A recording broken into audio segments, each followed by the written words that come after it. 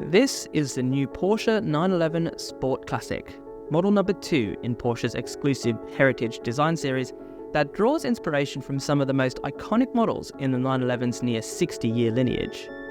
Although the previous special edition 992 didn't really equate to much more than a bespoke paint job, some stickers and a perforated headlining, this Sport Classic is something altogether far more substantial. Of course, being a modern Porsche, even though this is a very limited edition model, it has been developed within an inch of its life. Now, it kind of means that at low speeds it drives like any other 911, which is a good thing. Now, if you don't really know what that means, a 2023 Porsche 911 is kind of like a manly handshake. Everything is heavy, the steering, the brakes, the throttle. Now this might sound a little odd if you're used to a Vauxhall Corsa or even a modern Ferrari, but it means that you have to be really deliberate with all of your inputs, and it's really engaging to drive even at low speeds. Now of course, like any other 992, 911, the handling is comprehensive. You have to be driving really fast to find this car's limits in the dry, and even in the wet, I can imagine, thanks to a clever wet mode in the traction control system, you won't have any problems handling the power. Now of course, when you do squeeze the throttle, it's fast, but it's not quite as violent as a 911 Turbo S. It doesn't have that explosive top end, and it's because the torque is available all the way between 2 and 6,000 RPM. It means that the engine is incredibly tractable though, and seems to really suit the 7-speed gearbox.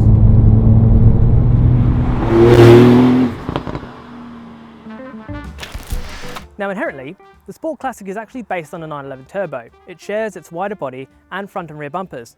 But from there, things kind of go a bit mad. The side pressing, for example, is completely bespoke to this car. Porsche has removed the side intake that's gone on to define turbos all the way back since the 993 Turbo S. It's also got a unique ducktail spoiler, and these forged centerlock wheels are also bespoke as well. Now, peer really deep into the details, and things get even crazier. Now the bonnet and the roof are both carbon fibre. That's not unusual, we've seen that on high-end 911s before.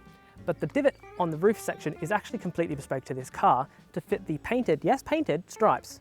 Now anyone that knows about automotive manufacturing knows that that is incredibly expensive to do. But of course, being Porsche, they charge you for it, because this is, at £214,000, by far and away the most expensive 992 generation Porsche yet. There's a treasure trove of retro details in the cabin too. This particularly chic combination of cognac leather and pepita fabric, or houndstooth if you're more of a fashion nerd than a Porsche nerd, also comes with real wood inserts in the dash and green backlighting for the dials. I mean, this is available on other 911s in a very expensive pack, but the Sport Classic builds on this with almost every other panel in the interior possible, wrapped in rich waxy leather, from the steering column and the sun visors to even the area around the seat bases.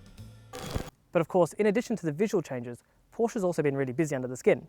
Now under this weird little engine cover actually sits the same 3.7 litre twin turbocharged flat 6 as the standard turbo, but it runs a comparatively soft 542 brake horsepower tune. Now that's about 30 brake horsepower less than the standard turbo and nearly 100 down on the Turbo S. But there's a very good reason for this shortfall, and it has everything to do with that. This is the first time in a 992 that a manual gearbox has been paired with a 3.7 litre turbo engine. It's also the first time that it's been kept rear-wheel drive, and considering this engine's frankly obscene performance capabilities when it's fully wound up, for the sake of both the rear tyres and my own skill, it's probably a good thing.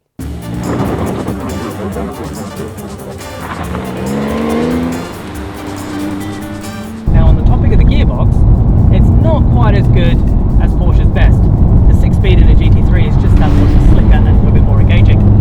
But it completely changes the character of this car and actually really suits the Sport Classic's more retro vibe. Don't get me wrong, I know I sound ridiculous when I say things like it doesn't actually feel that fast, and in almost all contexts that's a brutal conclusion, but we're talking about a car worth hundreds of thousands of pounds, and compared to potential competitors, it almost feels a little hamstrung.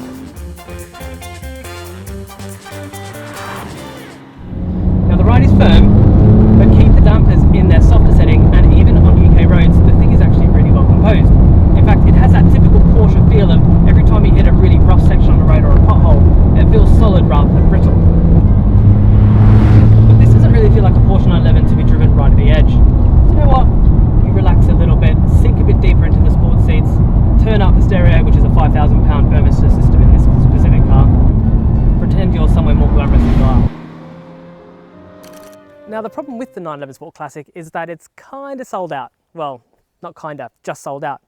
But as an example of Porsche really tapping into their heritage to create a series of really special and crucially really lucrative 911s, I'd say good on them. And if it's not really your cup of tea, Porsche's off-menu bistro will surely be along soon enough with something a little bit different.